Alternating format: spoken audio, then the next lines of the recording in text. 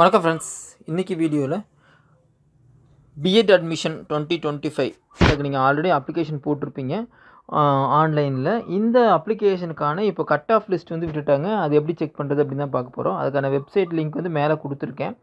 biedmark25.tnbed.co.in அப்படிங்கிற வெப்சைட்டுக்கு போய்க்குங்க. இந்த லிங்க்கை நான் டிஸ்கிரிப்ஷன்லையும் கொடுத்துருக்கேன், அதையும் பார்த்துக்குங்க. போயிட்டு உங்கள் லாகின், உங்களோட யூசர் நேம் வந்து இங்கே டைப் பண்ணிடுங்க. தென் உங்களோட டேட் ஆஃப் பர்த் வந்து இங்கே இயர் செலக்ட் பண்ணிட்டு நீங்கள் எந்த இயரோ அந்த இயர் செலக்ட் பண்ணிடுங்க.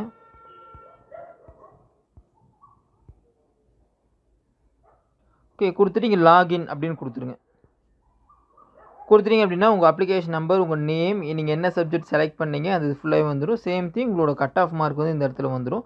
எலிஜிபிளில் வந்து எலிஜிபிளாக நாட் எலிஜிபிளான்னு வந்துடும். இதில் ஏதாச்சும் உங்களுக்கு கிரீவன்ஸ் இருந்துச்சு அப்படின்னா கீழே இருக்கிற வாட்ஸ்அப் நம்பருக்கும் உங்கள் மெயில் ஐடிக்கோ நீங்கள் என்ன பண்ணலாம், உங்கள் கொரீஸை ஃபாலோ பண்ணலாம். இப்போ இந்த கேண்டிடேட் வந்து பிஜி மார்க் வந்து இங்கே என்ட்ரி ஆகலை.